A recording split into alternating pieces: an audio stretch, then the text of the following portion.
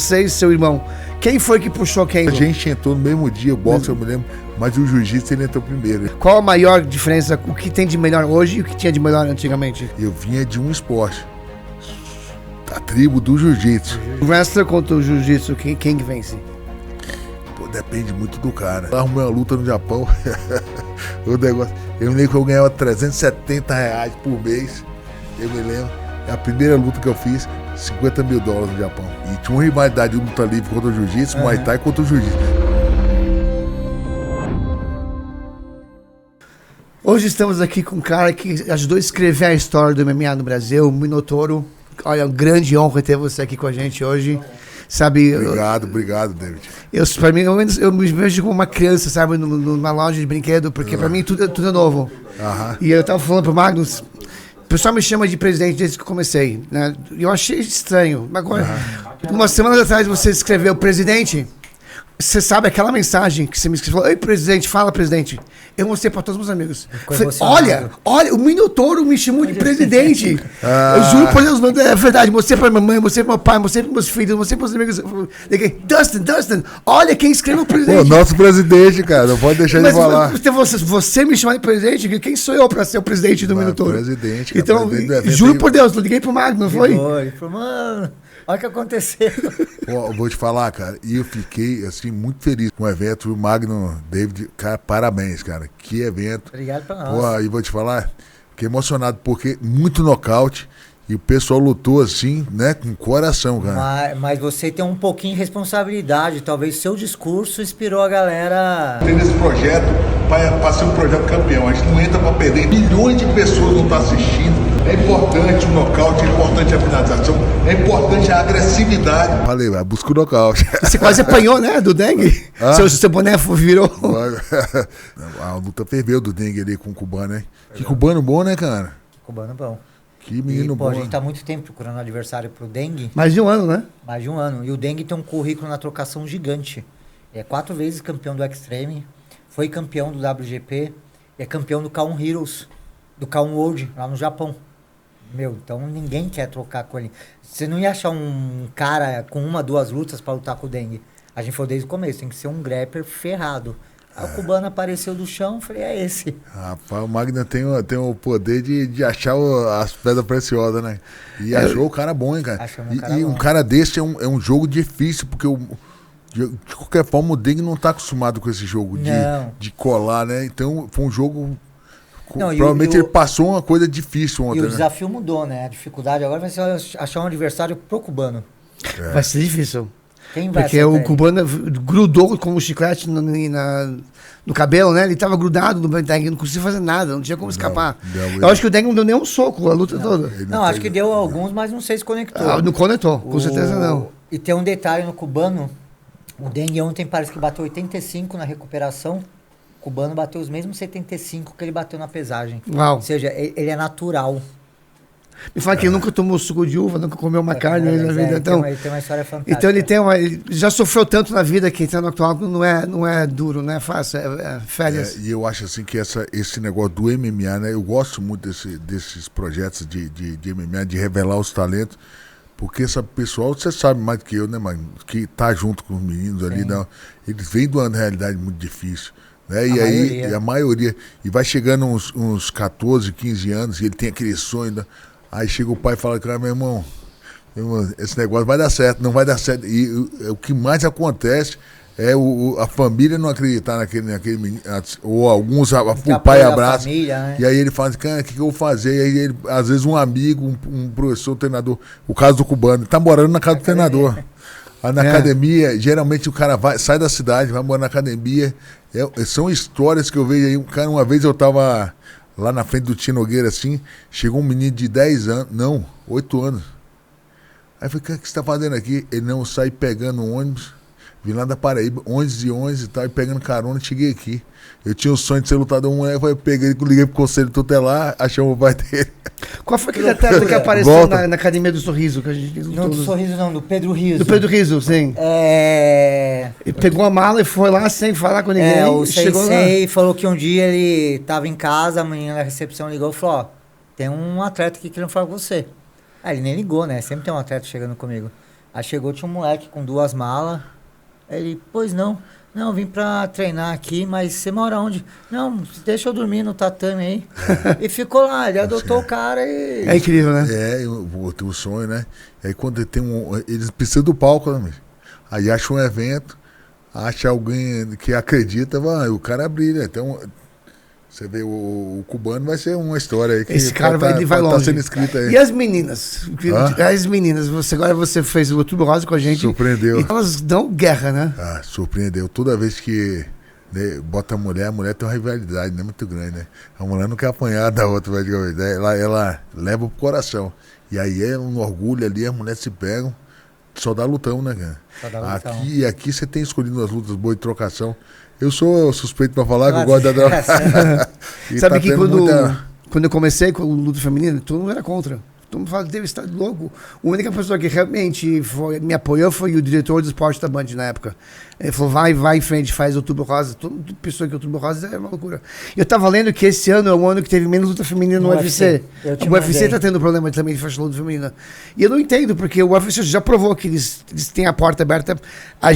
Eu falo pra todo mundo, se pudesse, 50% das lutas seriam femininas. Se eu pudesse, é feminino, masculino. Por que as meninas estão correndo? Tá difícil.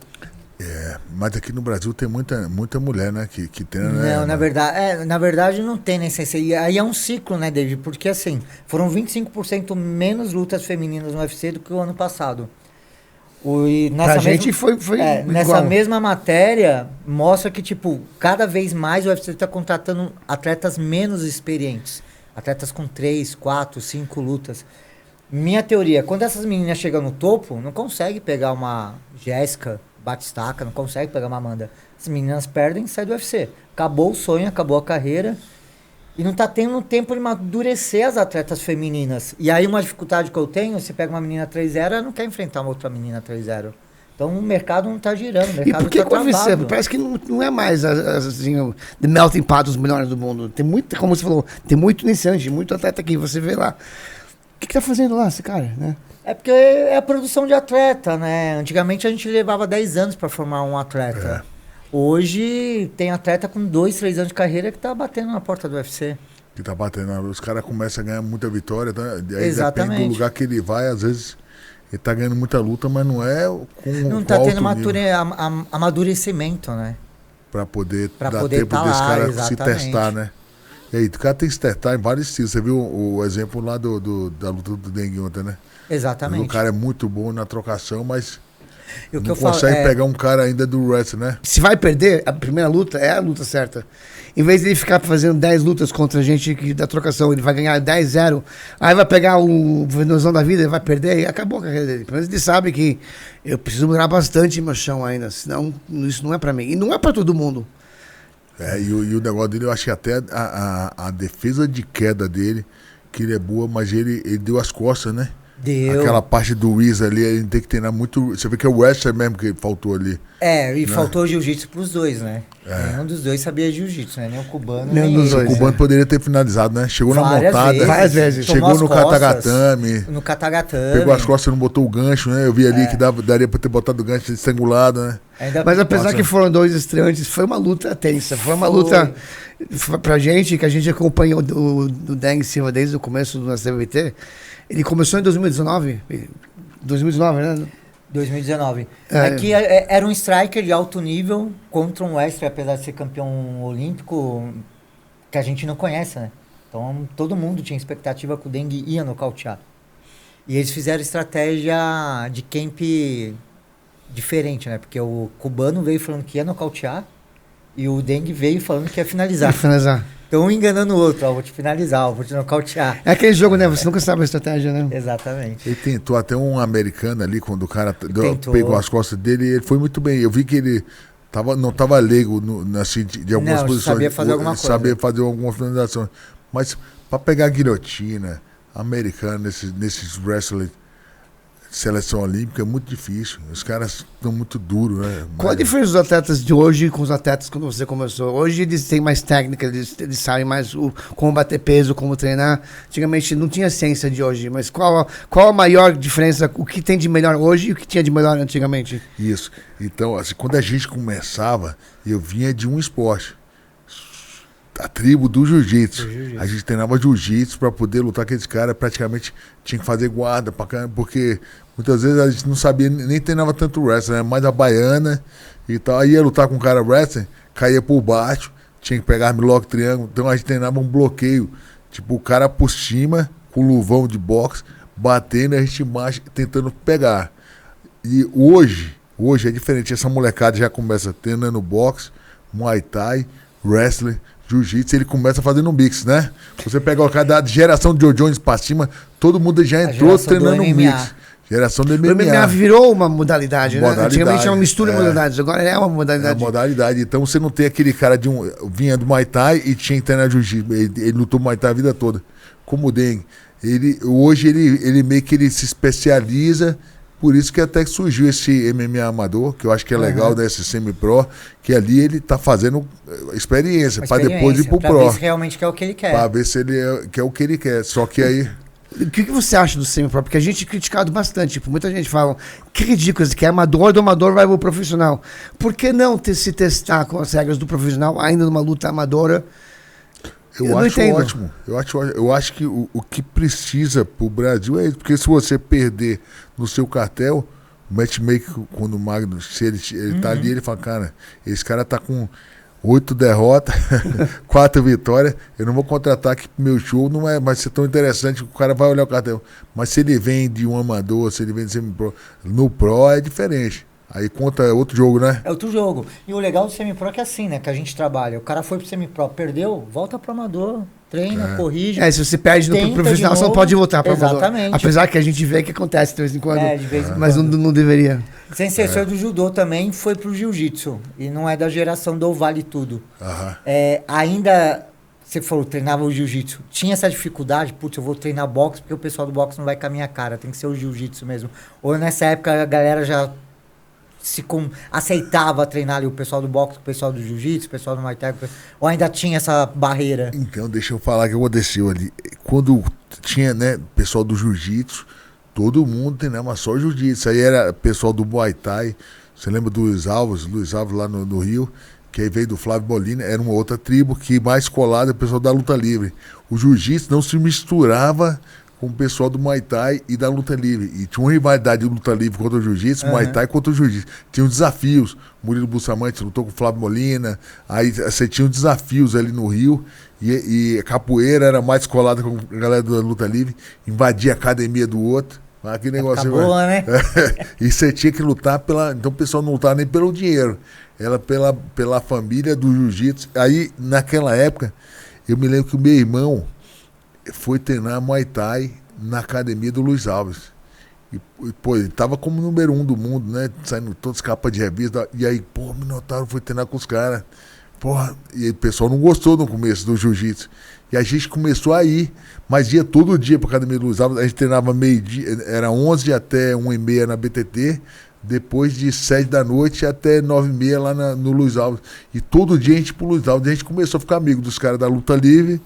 E aí, quando viu o Dedé Penedeiras veio também, que aí surgiu esse negócio do Muay Thai lá com o José Aldo, o Dedé veio, se formou como faixa preta aí o pessoal começou a se misturar, e ali começou o cara a ser mais completo. E quem começou esse negócio na época de chão com Muay Thai foi o Pedro Rizzo. Pedro Rizzo também, que era treinado. Pedro Rizzo, que na verdade é o Marco Ruas, né? Que veio do Marco Ruas. Que o Marco Ruas treinou com o Luiz Alves, também começou. Mas era uma mistura de luta livre, não era um jiu-jitsu, né? Era luta livre. Mas tinha a parte de chão, a parte da luta olímpica. E a gente começou aí, e a gente começou a treinar com os caras direto. Pedro Rizzo, com os caras, ficou amigo.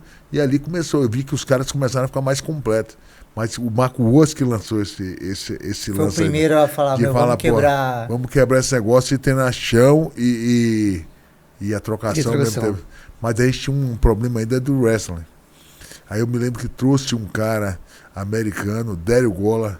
Você se lembra? Sim. Negão forte pra caramba, lá pra BTT. E aí ele veio, deu queda de todo mundo. Pô, esse cara era um atleta olímpico. E ele começou a botar o greco-romano na época com a gente. E aí o Pedro Rizzo também já estava treinando o pessoal ali da seleção olímpica e começaram e muito wrestling desenvolveu. Que era o que os americanos levavam vantagem com a gente, né? E hoje o wrestling, o wrestler contra o jiu-jitsu, quem que vence? Pô, depende muito do cara. Por exemplo, um cara como o Bochecha, ele não toma queda dos wrestlers assim, mas ele é um cara que alto nível do jiu-jitsu e que virou wrestler também. Ele dá umas quedas até de profissional de wrestling. Um cara como o Rodolfo Vieira também, bom de jiu-jitsu, mas se precisar quedar, ele tem variação de queda pra caramba, né? Eu acho que depende... André Galvão. Exatamente. Eu acho que depende do jogo, né? Se for um wrestling que consegue amassar ali na grade, ok.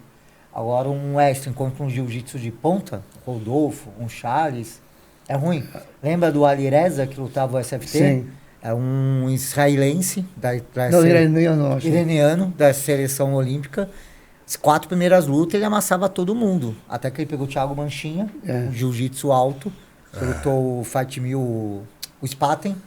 O Manchinha foi e finalizou ele. Tipo, é o que o Manchinha queria, me derruba. Bom, vamos pegar uma pequena pausa e a gente já volta. Fiquem ligados. Estamos aqui de volta, o Fight versus da luta. Como eu estava te falando antes, o nosso público é um público meio leigo, novo para o mundo da luta. Que nem o presidente, que fica, sabe, o pessoal trocando o canal. Então vamos lá no começo, você e seu irmão. Quem foi que puxou quem para... Como que foi que começou isso? Minha mãe, professora de educação física, ela gostava, né, de atividade física. Nós somos uma família de 5 irmãos, né? Família grande. 5 gêmeos?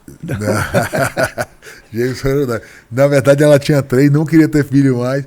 Aí tem um acidente, teve 2 de vez. Veio no bônus. Quase que ela morreu. Vocês são os babies da família? Os mais novos, eu e ele. Aí, faz um, vem 2. Aí minha tia, cara, a irmã dela, que era a melhor amiga, parceira dela, morreu num acidente de carro. E ela pegou os 4 filhos da minha tia. Então nós ficamos em 9 em casa. A minha mãe, trabalhava fora, dava aula em 2 escolas, tinha uma academia. Pô, como é que eu vou criar essa molecada? Eu vou meter no esporte. Então sua mãe que botou vocês na sim, o tio do judô que se vira. E o tio do judô passava a tarde com a gente. No esporte. Ele saía do esporte, ia pra outra, kickbox, kung fu, judô. E ficava procurando atividade pra gente, futebol. Então a gente começou a envolver o negócio de esporte. A minha irmã ela tinha academia, né? Fazia balé, jazz, sapateado. Então ela botou as mulheres para fazer academia, negócio de dança. E a gente era o tempo todo, academia. Aí começou a desenvolver os campeonatos. Foi pro Campeonato Brasileiro. Aí o meu irmão ganhou o primeiro, aí depois eu vim depois, eu ganhei o brasileiro depois. Aí foi, eu acho que é uma vitória, né, Magno? Ele vai motivando. Quem puxava quem? Era você que estava e seu irmão via com você? Era seu irmão que... Ou os dois abraçaram? Os boxe a gente entrou no mesmo dia, o boxe eu me lembro, mas o jiu-jitsu ele entrou primeiro. Ele entrou 6 meses primeiro. E ele falou, pô, chegou um carioca aí, o cara bom pra aluno da La Riva. E aí ele foi lá treinar com o cara tinha uns 70 quilos, finalizou de tudo que era jeito. E ele grandão, aí, pô, tem que estar no jiu-jitsu. Isso aí era 1993, quando começou o UFC. Começando ainda. O UFC. É normal irmãos brigarem. Agora, quando 2 irmãos estão brigando que são faixa preta de disco, deve ser foda. A mãe não pode nem se meter no meio. O Luiz Alves falou que era o treino mais duro que tinha. Ninguém queria apanhar em casa. Aí o Luiz Alves falou, pô, quem ganhar essa briga vai comer o bife da mesa. E quando foi que vocês viram que isso não é só um hobby, que realmente vai ser o resto da minha vida? Pô, foi difícil, porque meu pai é contador e ele mexe com direito tributário, ele é muito bom, ele é um cara que lê um livro por semana, é um cara assim muito culto, e ele sempre, né, acreditou muito mais no negócio do estudo, tá? E tinha aquela cultura, né? Você tem que estudar, se quiser ser alguém na vida e tal. Então ele é um cara que sempre botava a gente para estudar muito. E meu irmão mais velho, né, estudou muito. E aí, como é que fez? O nível levou pra caramba, né? Eu tinha que estudar igual o cara, era comparação. E aí, eu não era aquele cara. Aí eu entrei na faculdade de Direito. No último ano, eu ia bem. Tirava 10, no último ano, a gente escolheu fazer o Direito Tributário. Eu me lembro até na época. E aí, era o mais difícil, cara. Calcular imposto, pai, tudo. Nossa, você tá com cabeça, não é raro vocês dizem. Além de saber das leis, a gente saber dos números. Eu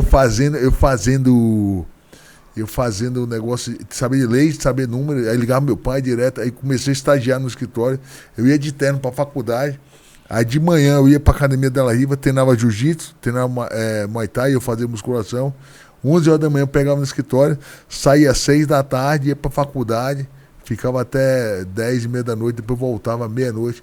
Irmão, Fiz isso Então, desde 4 o anos. começo você já era uma paixão, já desde o começo. Eu queria. Eu falei, pô, vou dar E meus você 2 vê que tempos. isso vai ser. Eu vou poder viver disso? Não tinha, cara, não Isso que eu ia tinha. falar, acho que nessa época... Não tinha isso. Não tinha. Em 1997, 96. Cara, não existia. Quem ganhava dinheiro? Meu pai falou, larga esse negócio, pô, tá maluco, tal. Você tem a possibilidade aqui, o escritório e tal, ganha dinheiro. Eu não, vou fazer só mais um ano. E ficava ali. Aí no último ano, quando eu vou me formar, eu falei, cara, será que vai ser? Eu vou fazer o seguinte, vou trancar, vou fazer um curso de inglês nos Estados Unidos. Que o escritório que eu trabalhava, o pessoal falava inglês, tinha um negócio internacional. E eu fui fazer 6 meses, tranquei. Cheguei lá, arrumei uma luta no Japão. O negócio. Eu me lembro que eu ganhava R$370 por mês. Eu me lembro. É a primeira luta que eu fiz, $50 mil no Japão. Foi foda, Sua primeira luta profissional já ganhou $50 mil? $50 mil. Pai, agradeço muito a faculdade, mas... E seu irmão tava no corner? Vocês estavam juntos? Seu irmão tava no seu corner? Tava. Como que é ter um irmão? Graças a ele, né, bom, que me arrumou uma bolsa de $50 mil. Porque ele mas já eu tinha lutava. um currículo muito bom, fui campeão. Ele abriu a porta pra muita gente, né? Foi. Quando ele chegou, ele falou, cara, bota meu irmão e pra ganhar bem. E aí o cara fez um contratão e eu fiz o primeiro contrato. Então, seu irmão foi que primeiro, entre vocês dois, seu irmão foi que começou a carreira Foi, profissional? ele começou 2 anos antes. Eu me lembro que ele foi, aí ele recebeu um convite, aí ele falou, você quer vir? Eu falei, cara, deixa eu terminar logo essa faculdade e eu vou daqui 2 anos. Beleza. E aí começou, papai, ele fez umas 5 lutas, daí quando ele me engatou, a primeira luta eu ganhei com 3 minutos, a segunda 30 segundos. Aí começou, e o negócio foi bom. E lá no Japão pai de ser um país assim, grande economicamente, mas ele é pequeno, o Japão é uma ilha. O que você faz lá é muito. Vira notícia rapidinho.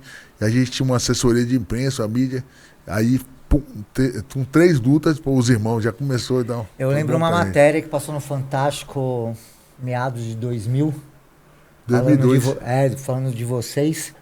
Naquela época, hoje os campeões do UFC estão começando a ganhar $500 mil. Naquela época, seu irmão já ganhava $500 mil. Já? Há 20 anos atrás? 2002, há 23 anos. $500 mil há 20 anos atrás é milhões hoje. E naquela época, isso quando era ele quebrou, Pride. quando ele quebrou esse negócio né, de ganhar o dinheiro e tal, muita gente começou, uau. Aí ela botou no Fantástico o valor da bolsa, e tal. Aí levou uma casa que a gente tinha, uma casa grande, para ver uma matéria. Na beira de uma praia, na beira do mar e tal. Aí falou, pô, os caras tão bem. Aí o que aconteceu? Teve a Copa do Mundo de 2002 no Japão, David. E aí chegou lá, só falava ela querendo falar de futebol. Os caras, cara, não. O negócio é o MMA, é o Pride que explode aqui. Aí a Glória Maria resolveu ir pro Japão. A Globo não pagou as passagens dela. Eu me lembro que a gente tirou a passagem dela, tiramos as passagens e levou toda a equipe. Viajou de business e tal, e chegou lá, ela viu a matéria, falou, que isso? O que é o Pride aqui no Japão? O que vocês são aqui no Japão? Aí quando ela voltou pro Brasil, ela falou, vou fazer uma matéria que vai mostrar o que é o MMA, os brasileiros e tal. Aí que fez. Na época o Vanderlei foi campeão do GP, se eu não me engano, daquele GP 2002, sim. E o Rodrigo é o do Mirko Crocop. Naquela luta ali que ele finalizou o Mirko Crocop, tava tomando um atraso. E aí explodiu, aí começou o negócio da mídia. Aí logo depois veio o Canal Combate, aí começou o negócio. Aí a luta deu uma crescida depois daquela ida. A gente até botou apelidava a Glória Maria, que dizia que ela era a madrinha do MMA. Exatamente, mostrou, eu já postei esse vídeo no meu Instagram. Ela tinha uma sala lá na academia, uma sala de imprensa, a gente tinha 5 assessores de imprensa, ela trabalhando pra gente da mídia. E o nome da sala era Sala de Imprensa Glória Maria. Tinha o nome dela, cara. Uma grande dificuldade dos atletas hoje em dia é balançar o dinheiro com os treinos. Mas você nunca teve esse problema. Você já começou com o dinheiro. Nunca teve esse problema. Talvez eu tenha que parar de lutar por causa que eu não tenho grana. Você já estava com a grana desde o começo. Não, quando eu comecei no MMA, assim, mas na época do jiu-jitsu passamos um perrengue, né? Já chegou naquela época, chegou a pensar, isso não é pra mim, vou fazer, vou seguir o caminho do meu pai tá certo e eu tô errado? Sim, eu passava um perrengue de grana, de comida, de tudo. Eu ficava contando as coisas. Me lembro assim, na época, quanto é que era a quentinha que eu comia assim do dia, assim. Porque eu tinha assim, fazia 2, 3 alimentações e era isso. Não tem negócio de 5 alimentações, dieta balanceada. Não. Mas tem um ponto muito interessante nessa história que a gente bate de vez em quando de frente com os atletas, que eles não entendem. Eles pagaram a passagem do pessoal da Globo para ir lá divulgar o trabalho deles. A gente tem atleta que não quer fazer vídeo promocional para ele, com a gente pagando. Tem um trabalho a fazer, né, em cima do atleta, mas a questão da mídia, né, da mídia, do cara se envolver, saber vender um patrocínio, exatamente, saber vender. Coisa que é para ele. Ele fica assim, ó, que na cabeça dele, eu vou te falar assim, ele é o melhor do mundo, eu era o melhor, todo mundo, e aí, meu irmão, o evento que paga, ele tem que correr atrás, né? Mas você tem que se vender, parece que a gente tem campeão apagado e fala, poxa, não devia ter trago esse cara campeão, não posta nada, ninguém nem sabe que ele... Você tem que saber se vender. Tá maluco. Olha só, de ontem pra hoje, quantos posts eu fiz no meu Instagram? Acho que eu fiz uns 20 do evento. Você tem que postar, tem que divulgar o trabalho que tá acontecendo, né? E hoje com a rede social tá mais forte ainda, né? Na sua época nem tinha isso, né? É um trabalho, cara. Exato. Meu trabalho é aqui, ó. Pode ser melhor pra todo mundo. Se você não tem uma rede social, pra mim... Eu vejo que muito atleta, ele acha que, pô, sou atleta de MMA e ser atleta de jiu-jitsu. Eu vou lá, luto, ganho minha medalha e tá bom. Não é. O MMA é muito complexo. O cara tem que se vender. É o caso do cubano. Odiando ou não, ele chama a atenção de muita gente. Entrou com a dancinha lá. Na hora que ele entrou com a dancinha, eu falei, mano, tomara que a luta dure mais tempo que a dancinha. Senão vai ficar feio pra ele. Sim. O cubano teve uma dancinha boa na entrada. Cara, eu vi a entrevista dele ontem, né? A gente fez um conteúdo dele e na hora que a gente tava entrevistando ele, como é que você vai ganhar? Eu vou ganhar no primeiro round. Pá. Eu falei, porra, vai lutar com o dengue. Tá nessa confiança toda, que geralmente o cara já entra, né? Pô, se a luta for até o final, ainda vem. Ele falou que, cara, o cubano é bom, esse cara tá confiante. Sim. Eu tava apostando nessa luta. Vamos pegar uma pequena pausa e já voltamos. Estamos aqui de volta, 5 vs Versus da luta, com a lenda Minotauro, o melhor matchmaker do Brasil, mais sortudo do Brasil, não pode falar. Sortudo não. Sofro muito. Fiquei fã, pô. É inacreditável. Botou o card aí. Esse cara, aí, rapaz, só não podemos falar muito bem dele, porque ele vai querer um aumento. Vai querer aumento, Mas vamos falar um pouco de luta. A gente falou sobre muito coragem, medo. O atleta tem que ter medo dentro do octógono? Tem que ter, cara, porque eu acho que o medo é que faz ele ficar mais rápido, mais ligeiro, pensar. Porque quando ele fica muito confiantão, né? Ali, ele vai. Sabe aquele. Já ganhou, aquela luta que já ganha, o cara não tem adrenalina. Tem até um gráfico que chama o estado de flow. Não sei se eu falar quando o cara tá em flow, é quando o cara faz uma coisa tão bem, tão concentrado, que não vê nem a hora passar. Uma vez, assim, eu, por exemplo, tava tendo um treino tão difícil que eu tava com medo de treinar com esse cara. E quando eu vi, eu treinei 3 horas com esse cara, o treino, não tomei uma queda, o cara era um wrestler alto nível e tal, e eu fiquei tão, que eu não vi, passei 3 horas treinando com o cara. Então, o flow é o seguinte, é quando você tem habilidade técnica alta e você tem o medo também, né? Você tem a parte da concentração do medo, tá alta também, que se estiver baixa, você entra apático. E se você não tem habilidade também, você entra, mas muito nervoso. Pô, se eu tenho receio de perder, eu vou me esforçar ao máximo. Pô, tá difícil, eu vou de novo. Agora, tipo, não, se eu já bati, eu não vou me esforçar. Porque só precisa de uma mão que entra. Só precisa uma mão, um enforcamento, sabe? Aconteceu algum negócio comigo dessa questão do medo.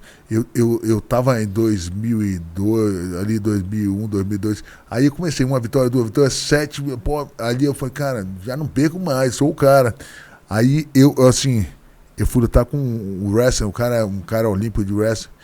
Como cubano, jogo chato, eu era mais, né, trocador ali, jiu-jitsu. Aí eu não treinei tanto pra essa luta. E eu me lembro que esse cara me enrolou, botou pra baixo e ficou minha primeira derrota.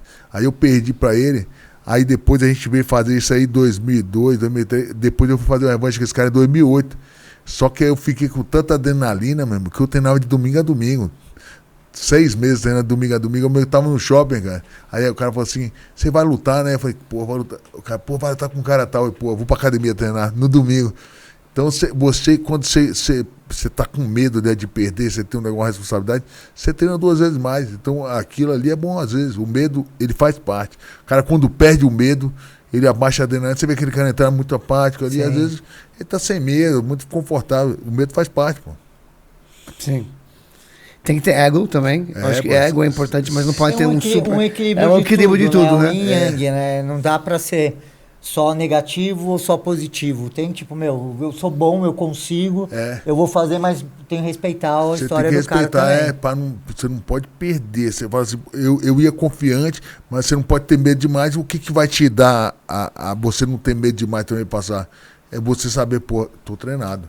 Chega uma hora que o cara falou assim pra mim, pô, vamos treinar. Aí chegou na semana da luta, é a semana que você vai descansar, só tira peso. Vamos treinar, vamos dar uma corrida. Eu falei, não, já fiz tudo que eu tinha pra fazer 6 meses. Agora aqui é semana pra recuperar. Eu só vou tirar peso. Então, aí você já sabia que você fez. Agora chega na semana da luta. Você, pô, tem que treinar, porque você não fez. A gente fica louco às vezes. Quando semana da luta, se o telefone toca antes das 10 da manhã, caiu uma luta. E o pessoal se machuca no sparring, numa quarta-feira do evento, eu não entendo. Parece que planejamento de carreira. Vamos falar um pouco do planejamento de carreira. Eu acho que é uma coisa onde que o Brasil falha muito, comparado com os americanos, é planejamento de carreira. Falha porque eu acho que o brasileiro, me corrija se eu estiver errado, mas o brasileiro, ele é coração. O americano é razão, ele é técnico e tal. Se você olhar uma academia de boxe dos Estados Unidos, os caras estão treinando defesa. Defesa o tempo todo. Se bateu que se defende desse lado, aí o cara responde aqui. O brasileiro, ataque, vai pra cima, vai pra matar, né? Exatamente. Então, coração, o cara só pensa em nocautear, mas ele não pensa no que vem de lá. Então, ele termina que não tem tanta estratégia de defesa como o americano, de defesa de queda, como é que é. Após a defesa de queda, você dá um ataque. E os caras são um pouco estratégicos. Eu vejo falta isso. Então, na estratégia também de carreira, o cara não tem. Às vezes ele fala, pô, vou pegar com fome de dinheiro. Aí ele pega uma lesão. Eu fiz isso uma vez, eu fui 7 lutas de vez, esse que eu te falei esse ano, machuquei o braço.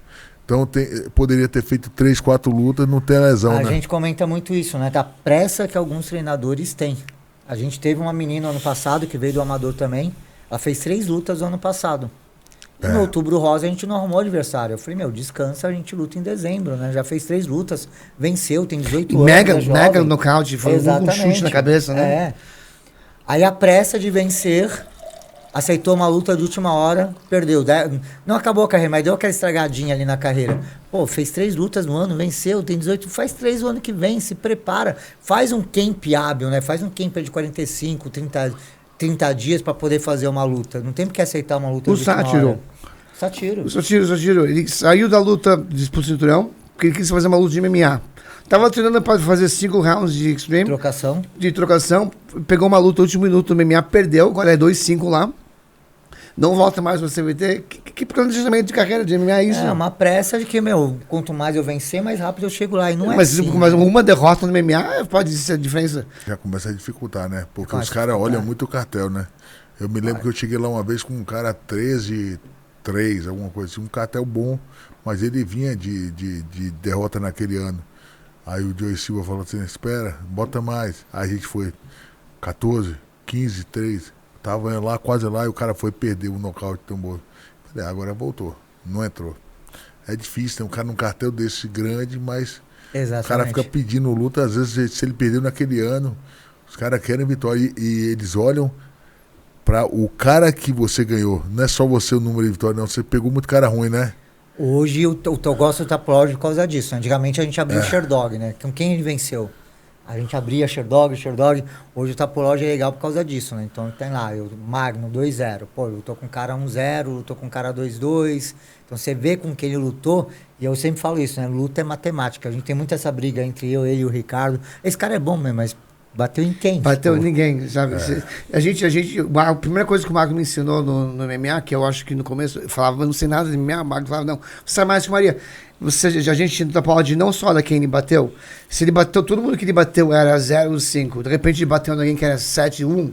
Por que será? Aquele 7-1 só bateu em 0-5 também. Então tem muito disso. E infelizmente o pessoal. Montar cartel é uma coisa que já existia quando você começou, é uma coisa mais de hoje. Meu amigo, é a coisa mais difícil do mundo. O cara montar um cartel bem, um card bem, que vai dar nocaute, probabilidade, né? É difícil. Ele tá perguntando mas de lutas escolhidas, montar minha carreira. Escolher os caras que eu vou bater pra poder chegar caramba, já tinha isso? Você já tinha isso quando você começou? Os caras faziam, cara. Mas eu acho que hoje em dia não é mais. Eu fiz muito evento também, eu tinha o Minotauro Fights, eu tinha Cara, e era difícil, porque chega um momento que o cara vai chegando. E você deve ser esse desafio pra caramba. Quando o cara chega em 5-0, 6-0, ele fala, pô, agora eu já não luto mais com dengue. É porque se esse cara me nocautear, vai me atrasar. E aí ele começa, chega uma fase da carreira dele que ele não quer pegar mais luta dura, não. E aí você tem que dar um jeito de botar esse cara pra lutar com a luta dura, porque o seu evento, então, você fica ali entre a cruz, entre agradar o cara, o seu atleta, e fazer o evento ser bom. Porque se você der luta mole pro cara... O evento fica ruim. O evento fica ruim. Mas os matchmakers do UFC não olham e falam, putz, os caras estão pegando luta Olha, luta fácil. Assim, ele olha até uma... Não é lá no fundo, não. Às vezes, pô, o cara dá uma sorte. Às vezes acontece, ele dá um nocautão que impressiona os caras. Opa, emociona e pega ele pelos 2 últimos nocautes. Olhou né? ali. Dá uma olhada, caramba, esse cara veio bem. Mas aí é difícil o cara estudar ali o histórico dele, né? Apesar que hoje em dia você pega ali os top 10 ali, tem quantos que realmente não são montados? Entendeu? É difícil pra eles. Ou é aquilo ou é aquilo. Mas na época eu já tinha isso dos caras falando, não, com aquele ali eu não luto. Tinha, mano. Tinha. Caramba, pra mim era algo novo do esporte moderno. Tinha, pô. Você não lembra do Sakuraba, não? Ninguém queria lutar com o Sakuraba. Ah, mas aí eu acho que não era uma questão de montagem de cartel, porque eu né? ficava com medo do cara finalizar porque ele, porque ele finalizava todo mundo.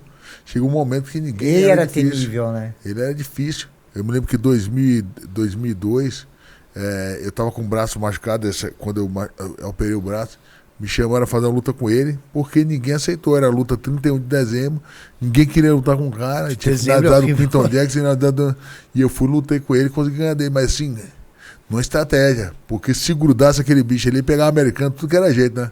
Tava voando. Tá, mas já é uma marca do Pride, todo ano eles fazem. Dia 31 de dezembro. 31 de dezembro. A gente odeia evento de dezembro, é muito difícil. Vamos pegar uma pequena pausa. Vamos pegar uma pequena pausa e a gente já volta com o Minotauro e o Magnus Wilson e David Hudson. Estamos de volta aqui, Fight vs. da luta, com o Minotauro. Grande Minotauro, uma honra estar aqui com vocês de novo. O Brasil já teve o seu tempo onde que realmente tinha muitos nomes grandes, parece que deu uma caída, mas agora está voltando um pouco. O que falta no Brasil? A gente tem talento para preencher 50 UFCs. O que falta para o Brasil para realmente dominar? Eu acho que falta o Brasil investimento em patrocinador para fomentar grandes eventos. Porque você tem alguns eventos que aqui no Rio, aqui em São Paulo, alguma coisa lá no Rio praticamente já está acabando. Você tem muita coisa.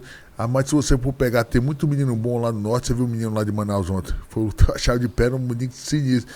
Tem meninos muito bons, mas você não tem muitos eventos lá acontecendo periodicamente. Então o cara fica sem palco. Aí quando você pega um evento que tem mensal, tipo o SFT, todo mês, é um palco que os caras têm. Então volta, né? É isso. Você tem o SFT, mas são poucas portas. Aí você tem o UFC, outros. Você precisa de mais eventos, talvez, para poder os meninos aparecerem. O recurso para trazer esses caras para os grandes eventos, né?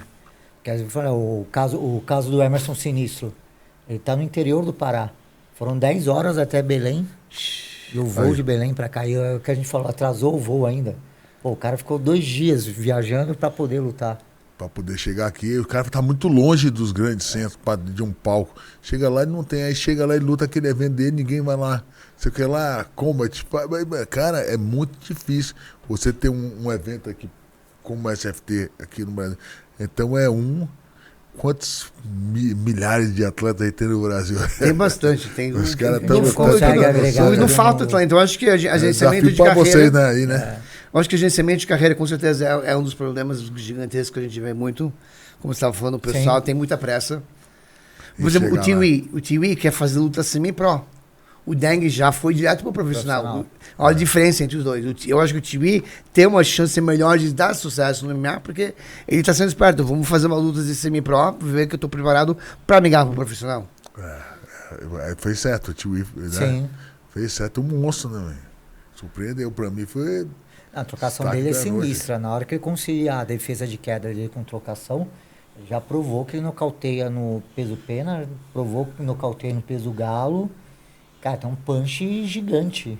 Então, conciliar aquilo com defesa de queda é um cara que, 10 lutas, tchau Brasil. Ele fez uma luta no Fight Club de MMA, Fez uma luta no Fight Club que foi muito inteligente, né? Pra ele ser um cara da trocação, Ele lutou com outro cara de trocação, mas ele explorou o jiu-jitsu dele. Ele preferiu colocar o cara pra baixo. Ele é muito esperto. Né? Exatamente. Ele podia ter nocauteado o cara, mas ele tentou, vamos... Deixa eu testar meu jiu-jitsu aqui, E o MMA amador serve pra isso, né? Pra se testar. O cara dá uma testada ali antes. Exatamente. Também, né? E aí foi inteligente a estratégia, né? Exatamente. Pô, ninguém vai pensar que ele vai botar o Não, e outra, né? Eu acho que não adianta pegar um striker, colocar no amador e falar, vou pra nocautear. Pô, a gente já sabe que é nocauteia. Ele vai lutar MMA, né? É que até a minha namorada falou, não, a luta do cubano foi chata. Ele ficou, MMA, tipo, faz parte do jogo. Se ele inventa trocar com o Dengue, pô, ia ser difícil. Ia dar ruim pra ele. Ia dar ruim pra ele. Ele foi esperto, cara, né? E o Dengue, eu acho que ele errou na estratégia, né? Então... O Dengue tem muito trabalho à frente. Muito. Muito, tem que aprender muito. Mais alto, era só jogar em linha ali, colocar o joelho na entrada de queda. Sim. Eu falei pra ele, cara, luta quase agachadinha ali, velho. Exatamente. Esse cubano vai querer coisar. E anda pra caramba. Ele parou um pouco pra esperar pra botar aquela mão, né? Exatamente. E não teve oportunidade. Não, o cubano bolou o tempo todo, né? Tem que boxear ali, bater em linha, manter ele distante. Saindo muito. Como o Tio Will lutou, né? Exatamente. Na ponta do pé, entre e sai, porra, a finta. Mais estratégico, e o Dengue a gente sabe que é aquele cara coração, né? Cara quando ele começou, ele ia pra dentro do caporal, ele não tinha estratégia nenhuma mas quando ele começou. foi assim, eu acho que a única luta... Mas ele melhorou, mas eu agora... acho que o nível de dificuldade aumentou, porque a única luta que ele fez de 5 rounds foi com o Carvoeiro. É. E nem com o Prates. Prates ele perdeu antes. Ele perdeu, acho que não foi o Todas quarto. as lutas dele foram explosivas. Sim. Como é que foi a luta dele com o Prates? Cara, foi uma luta... Não, o Prates foi dominante. Mas também não foi na categoria de peso do cara. Não, o Dengue subiu de peso. E ele vem subindo, né? Eu acho que ele tá envelhecendo, o peso tá subindo. Então teve uma época que a gente não tinha adversário para ele no 70, ele tinha dificuldade de bater 70. Então ele fez uma luta de 7-7, que foi com o Cícero Evangelista. Ele sofreu um knockdown, ele bateu a bunda no chão. O árbitro fez a contagem, ele voltou, nocauteou o cara e o cara não levantou. E aí veio a disputa de cinturão com o Prates. E o Prates falou, eu lembro que a gente teve essa conversa no vestiário, né? No 7-7, né? É, o Prates falou, eu não vou brigar com o Dengue. Eu vou bater e vou sair, eu vou bater e vou sair. Eu vou machucar ele, mas não vou brigar com ele. O Prates, ele tem muita paciência. Ele é um sniper, né? Ele pode ficar lá, ele espera. Ele não perde a cabeça. Ele não desprecisava golpe. Então o Dengue ia pra cima, ele dava um chute na costela e saía. O Dengue ia pra cima, ele dava um chute na costela e saía. Aí o Dengue começou a sentir a costela, ele foi lá, fez um jogo de boxe sujo, acertou a costela, pegou o ossinho do dedo ali na costela, o Dengue caiu sem respirar, acabou a luta. Caramba, eu não vi essa luta. Eu vi que eles lutaram, porque tava curioso. Vou até buscar essa luta. O Dengue no kickbox no Brasil tinha 3 derrotas. Manuel Souza, Mano Mito, que tá no UFC agora, foi contratado no Contender. A segunda eu não sei pra quem que é, e o Prates, mas as duas das 3 derrotas no kickbox. Vai pra 2 caras tops. Top, né? Quando que ele vai estrear, Manuel Souza? Não tem ideia. Não tem data ainda? Não tem ideia. Eu tenho aqui umas perguntas rápidas.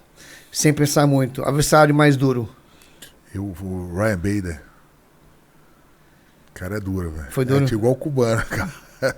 Fica em cima, você não se move, velho. Melhor conselho que você já recebeu? Pra ter paciência. Né? Ser inteligente, ter paciência. Eu acho em que tudo. Com certeza, eu concordo. Tem que ter paciência. Pior conselho que você já recebeu? Põe pra baixo. Rapaz, eu vou te falar. Vai pra cima que vai dar pra... Aí eu tomava queda. Depois esse cara é burro. Vai na emoção que você se prejudica. Um treino que você nunca vai esquecer? Um treino que eu nunca vou esquecer, rapaz. Eu tinha um Ricardão, um cara grandão, cara. Porra, que cara... Você lembra desse cara? Não, Ricardo não Moraes, meu irmão, ele fez pensar em desistir de lutar, velho. Sério? O cara era bom, cara. Ele batia na gente tudo lá. Eu, Anderson, o cara é muito grande. Mas na luta já não foi nessa coisa, mas assim, no Tem treino... gente que no treino é bom e na luta não é tão bom, ou na luta é bom e no treino não é tão bom. Tem muito a ver com o mas ele pegou o irmão do Fedor, você lembra o irmão do Fedor? Lembro. O cara tava voando, ele nocauteou ele, tá deu uma... mais de 100 lutas de MMA esse cara. E aí foi. Mas esse cara era muito bom, é difícil, o cara é 2,3 m, 125 quilos, batia na gente pra caramba. Se você pudesse reviver uma noite na carreira, qual seria? Reviver uma noite?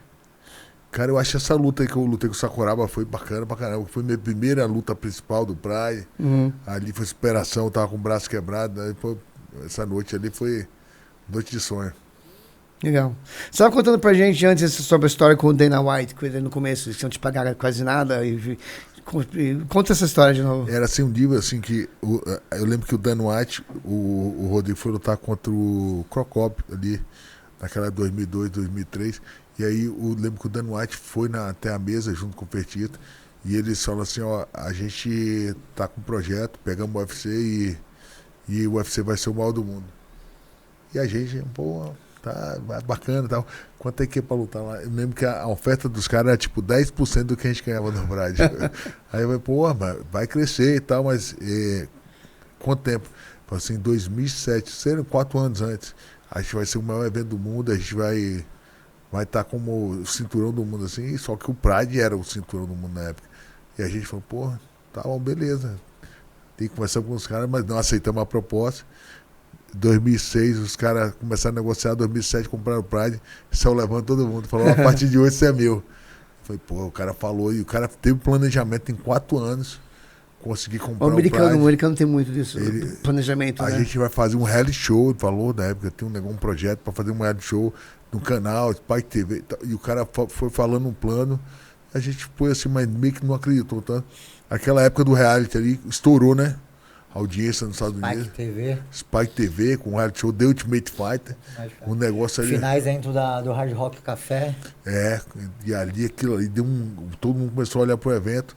Os caras compraram o Pride, se eu não me engano, por $80 milhões. O Pride deu uma caída, teve um escândalo e tal. Que os caras pegaram a hora certa, fizeram a oferta, tiraram o Pride e não fizeram mais o Pride, fizeram o UFC, não foi? Eles compraram para matar o Pride, né? Eles fizeram isso com o EC, fizeram isso com o Strike Force. Foi. Saiu comprando todo mundo. Fizeram tipo um monopólio. Monopólio, né?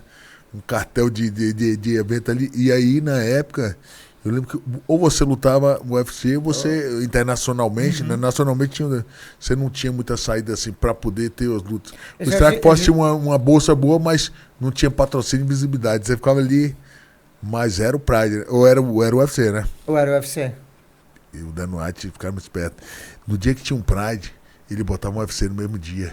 Aí quando fazia uma grande luta do Pride, ele metia um card gigante no mesmo dia. Cara, ele foi matando. Eu me lembro que tinha um evento, não sei se você se lembra do Affliction. Eu lembro. Eu lutei 2 Affliction. E o Affliction botou o Fedor contra o Arlovski. Umas lutas boas. Eu lutei 2 eventos. E ele botava o UFC, um card UFC 100, como se fosse assim. Não, no mesmo dia, ele foi botando, né? Ele foi ousado, né? Eu lembro sempre aquela história, eu não vou lembrar qual que é o estado. Não, ele ia fazer em Nova York, aí proibiram o MMA em Nova York. Ele transferiu o evento, de 2 dias ele transferiu o evento de Nova York para outro estado. Passagem aérea, octógono, leva tudo de avião. Cara, dessa época ele não tinha esse poder aquisitivo que ele tem hoje. Mas ele tinha os irmãos, que o pai era muito rico, dono de cassino. Ele tinha um banco bem forte atrás disso. Ele investiu, eles perderam o dinheiro. Eu me lembro que chegou uma época, se eu não me engano, depois de 2009, ali, que o cara falou, cara, vamos acabar com esse negócio. Eles estavam, eu acho, $70 milhões no vermelho. Aí o pai chamou os irmãos, se eu não lembro direito, e falou, vamos fechar. Aí os irmãos ligaram pro Dana e falou, Dana, vê que você consegue. A Dana ligou pra um monte de gente, ele falou que conseguia achar alguém que pagasse, eu acho, 15 milhões, 20 milhões, uma coisa assim. A pai falou, não, vamos perder 50 milhões disso, então vamos continuar mais um ano. Aí nesse ano o negócio virou, né? Aí virou. O negócio virou um negócio de 10 bilhões, né? Não, eu acredito que hoje ele tá num topo que ninguém alcança. Ninguém alcança. É muito difícil. Ele criou praticamente aquele negócio. O pessoal confunde. Você tá lutando no MMA ou tá lutando no UFC, né? O pessoal sempre pergunta pra gente, o UFC ou o MMA que vocês estão fazendo? A gente faz SFT. Puta que pariu. Vou pegar uma pausa breve e já voltamos. Estamos aqui de volta com o Minotauro. Você entrou agora no SFT como embaixador do SFT. Por que você aceitou isso? O que foi sobre o SFT que você falou, eu vou abraçar a causa? Cara, assim, eu vi o evento. É um evento que tem periodicidade. Um evento que está acontecendo desde 2018. Praticamente, né, todo mês ou várias vezes por ano. Ele está numa televisão aberta. Uma chance de você mostrar esse menino realmente para milhões de pessoas. Muita gente fala assim que a televisão aberta acabou e que é só a internet. Não, ela tem. E o público que você tem, se você for ver bem, você acabou de falar, do SFT é o público que tá começando a ver MMA, porque ele tá passando o canal, opa, uma luta ali. E tá no ser humano essa questão da luta. Já tem isso desde a de Roma antiga. Bem antes. Dos Desde gladiadores. o começo com Adão e Eva, com os irmãos. A luta faz parte do ser humano. Você tem que ter essa questão da luta, né? De fugir ou voltar para lutar. E quando você tem um desafio, você conta uma história e você tem periodicidade, a luta bem casada, nocaute, tudo você tem que ter um cuidado. Eu vi o evento, porra, interessante, cara. O evento, tipo, tá passando. E tá na televisão. Eu falei, pô, tá aí um evento que vale a pena fazer. Aí o convite, né? A gente veio conversando já há um tempo já. Conversamos, acho que lá atrás. Sim. Não sei se eu não me engano, lá deu uns 3 anos atrás. Depois, você conversou com meu pai uns anos atrás. Foi uma vez e tal, e depois aí voltou e tal. E eu falei, pô, tá aí, vamos fazer esse negócio. E é uma chance, eu acho que você, quando você tem um evento no Brasil e que ele vai dar palco pra essa galera, pô, se você olhar pro lado do atleta, os caras só precisam de uma oportunidade. Exatamente. Aí você pega o Magnus e fala assim, eu vou acreditar em você. Aí você ontem, por exemplo, você fez um negócio ontem, cara, pô, meu filho vai nascer, me dá um bônus. Aí esse bicho falou, vou te dar um bônus. Vale a fralda. Achei do cacete isso aí. Falei, pô, mas o cara tá ali, vai ajudar o menino. É milão, 2.000, isso vai fazer uma diferença na vida desse cara. Ele vai voltar pra casa. Não é porque eu tô do lado dele, mas eu acho que o diferencial do SFT é aquilo que a gente tava conversando na sexta. A galera não vê a luta por trás, né? Dos bastidores, que é pra fazer um evento. Só a gente sabe. Porque a gente senta ali, faz conta, pô, porque, nada cai do céu. É o sonho que ele tem do SFT ser um grande evento. Pô, eu sempre faço pro atleta, o atleta tem que valorizar isso. Pô, a gente não representa atleta. Todos os eventos do Brasil, acho que do mundo, a estratégia é vamos criar atleta para mandar para UFC. Eu não quero mandar atleta para UFC. Eu fico feliz. David, fico muito feliz quando alguém vai para UFC, mas o presidente Russell, eu fico puto, eu não quero perder ninguém para UFC, eu quero segurar os atletas. Eu sei que a gente pode ter um grande evento. E eu não sei se você ouviu falando isso na reunião, né? A gente não tem atleta da casa. Pra gente, todo mundo é atleta da casa. A gente quer uma boa luta. Quem vai vencer ou perder é a responsabilidade deles. E agora tem uma televisão nos Estados Unidos. Televisão nos Estados Unidos, não é YouTube. Estados Unidos, Canadá, United Kingdom. Na Rússia, estamos em russo na Rússia. Não é ao vivo, eles passam 12 horas depois, porque é madrugada lá, mas hoje está passando na Rússia em russo. Eu recebi, né, o projeto e eu vi, eu já estava acompanhando. Aí eu comecei a ver, né, e fui seguindo os caras e tal. Aí vi, por exemplo, fui ver o conteúdo do Dengue. Aí você pega Tiwi, esses caras. Muito cara bom, cara. Muito cara bom. E a gente conta a história, né? Eu acho que uma coisa que eu acho que muito evento erra aqui, eles não focam no atleta, eles focam no evento. As pessoas não querem seguir um evento, eles querem seguir as pessoas. Você assistiu a história do Tiwi, você vira fã do cara imediatamente. Não tem como você não amar o cara. E aí. São esses caras, né, que vão fazer a história. Que vão levar, vamos pegar o MMA hoje, né? Vamos pegar o Pride, igual a gente tá falando. O Pride chegou, o pessoal conheceu o Pride através daquela matéria do Fantástico. Se não tivesse aquela matéria do Fantástico, a gente nem ia saber o que era Pride. Aquilo ali virou, né? Exatamente. A grande mídia, ela também, de alguma forma, ela vai fazer, vai dar oportunidade. Eu comento bastante, né? Falta mídia aqui no Brasil, né? Falta mídia acreditar nos. É uma pena. Não, a mídia aqui no Brasil do MMA reproduz as coisas ruins. Alguém quebrou a canela, o vídeo da Cid viralizou pro mundo inteiro, porque ela quebrou o braço ali no SFT. Não foi só quebrar o braço, dobrou aqui. O braço, virou um S. Mas, pô, você pega Lucas Rafael. Pô, esse cara tem 100 lutas de kickbox, o cara é campeão do World Games. Como que esse cara não tá na mídia? Como que esse cara não tem um patrocínio? Pega um menino como o Tiwi, entendeu? Pô, tem uma história de vida pra contar, um negócio legal pra passar na manhã lá no Esporte Espetacular da Globo. Aquilo vai inspirar. Exato. Quantas pessoas tem na periferia aí, na favela aí, com o rosto queimado, com a perna queimada? Pô, falta estima. Tipo, a gente perguntou isso pro Tiwi, né? Se ele sofreu preconceito na escola. Ele não, nunca nem liguei. O Outubro Rosa, o único evento do mundo, não teve uma matéria feita sobre o nosso Outubro Rosa em nenhum lugar. Como que vocês não fazem uma matéria sobre isso? Não pode, tem que ter. Eu acho que a mídia tem que abraçar mais. Tem que se abraçar mais. Acho que talvez, Vina, você pode tentar ajudar. Sim. Falar com um, fala com o outro, conhece muita gente, então a gente pode tentar emplacar mais esse menino. Pô, eu abracei a casa do Tiwi ali. Se Deus quiser, esse cara aí, a gente vai longe com ele. Pô, vai longe. Ele é show, né, cara? Ele é show. Mais alguma coisa? Eu acho que é isso aí. Eu acho que parabenizar vocês dois aí pelo evento. Realmente fiquei muito impressionado com o nível das lutas, né? O evento, a organização. Foi top, né? Fiquei muito feliz. Ontem eu tava ali felizão, sorrindo pra caramba. A estrutura é demais, né? Aquela estrutura que a gente tem lá. Muito top. Eu acho que o evento, né, tem tudo aí pra estar despontando, pra continuar o trabalho. Né? São mais de 5 anos, né? É difícil, cara. 8 anos. 8 anos, o bicho primeiro pegando foi em 2013. Todo... Tivemos dois eventos em 2013. Aí parou, voltou em 2018. E eu entrei na CFT 4. Mas realmente eu falo que o CFT 6 foi quando eu comecei a... Falei com esse cara, eu falei, você quer continuar na CFT ou você não vai estar mais na CFT? Porque ele era matchmaker de outros eventos. Eu falei, não, você tem que ser, eu quero um matchmaker exclusivamente na CFT. Mas ele acreditou em mim. É bom porque tem que focar, né, Magno? Não, focou e deu certo. Sim, deu certo. Um ano depois dele fazer esse convite, aí veio a pandemia, né? Se não tivesse aceitado. 2 anos. Desafio. E deu certo, e aprendi muito no SFT, né? O Charles do Bronx, ele fez uma luta de jiu-jitsu com a gente em 2020. Ia voltar para disputar o cinturão do jiu-jitsu e veio a pandemia. Veio a pandemia. É mesmo? 2020 de jiu-jitsu no SFT? Em janeiro de 2020. E ele já estava no UFC, né? Já tava. Foi recente isso. Eu já tava quase ali perto no contender. Se falava do Charles para disputar o cinturão, mas algo muito longe. As pessoas, que falta para disputar o cinturão e tal. E aí, a gente conversando, eu falei pra ele, né? Eu falei, se a gente trouxer o Charles... Aí eu lembro que a galera falou, não, ele vai querer muita grana. Eu falei, não, deixa que eu converso com ele e tal. Ele veio para um valor simbólico, lutou com um aluno do Demian, deu uma aula de jiu-jitsu. Lotou, aquele evento lotou. Tinha mais de 1.000 pessoas fora tentando entrar. Foi a luta que a gente fez, Irving King Kong e René Soldado.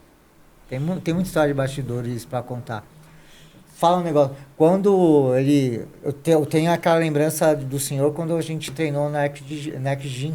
2008, ué. E o senhor era um cara calado ali. Não fala pro senhor, não, você tu vai. Eu fiquei impressionado com a sua paciência de atender o público. No shopping, no evento. Pô, vamos tirar foto. Aqui ontem ali, né? Uma paciência, te agradecer por isso, dar os parabéns por isso. Mas tem que ser, cara. Eu acho que quando você entra num projeto ali de verdade, você tem que chegar lá, meu irmão. E não leva nenhum problema pessoal. Às vezes o cara briga com a mulher, briga com alguma coisa, chega na hora do evento, meu irmão, chega lá no evento, esquece tudo, está ali para trabalhar, né? O público, a imagem do evento, né? O evento ele tá. Aí uma hora que você trata alguém mal, e aí aquele negócio também, Magno. A vida toda, você pega um tio desse, ele agradece a Deus todo dia por ter uma luta que... Aí você tem sucesso ainda, Deus te deu sucesso, aí você agora vai tratar o cara mal. Você te deu tudo que você queria. Mas muita gente não entende isso, infelizmente. Você tem tudo que você queria é alguém pra tirar uma foto com ele. Eu vou te falar o que acontece. Eu dou graças a Deus. Quando o cara sai, eu falo, obrigado, senhor, mais um. Eu agradeço, porque o dia que parar de vir alguém para tirar foto é porque o trabalho já não foi reconhecido mais, né? Então, sim, graças a Deus. Eu senti que esse evento foi uma experiência muito bacana para todo mundo. Os atletas querem estar do lado dele, querem tirar foto. Tem uma foto do Hugo que eu vi ontem, você falando, não sei se você estava falando pro Hugo, mas você viu o olhar do Hugo assim focado, olhando para ele assim, ó, tipo... O João Paulo. O menino tem uma história fantástica também. O atleta, ele, às vezes... Assim, se você chegar lá e dar uma motivação, uma luta pode mudar a vida de vocês. Uma luta só, tá? Então aproveita essa luta que pode ser uma oportunidade boa. Aí, aquilo ali eu senti que o cara, que energia. Agora adorei, falei, mas é isso que aconteceu. Se você pegar o Poatan, ele fez 2 lutas no UFC, a terceira foi cinturão, não é? Exatamente. Né? Você pode dar 2 nocaute, acabou. Ele tem uma chance. Um cara que entrando, nunca ele ia disputar um cinturão em 3 lutas. Mas ele, o jeito que ele nocauteou, já chegou, caras bons, né? Já chegou pra ficar. O cara olhou e falou assim, cara... Segunda luta ele pegou o blindado. Ele tinha, acho que 4, 5 lutas no cartel. O blindado tinha, mais de 20. Acho que o blindado era 12-4, 12-5. Eu me lembro que eu ainda falei, 2 brasileiros, né? Eu jurava que o blindado ia levar essa luta. Eu falei, o blindado vai uma série na grade. Mas não, é difícil, né? Que cara difícil, né? Bom, muito obrigado, muito obrigado. Se tem mais, faz semana que vem. Abraço.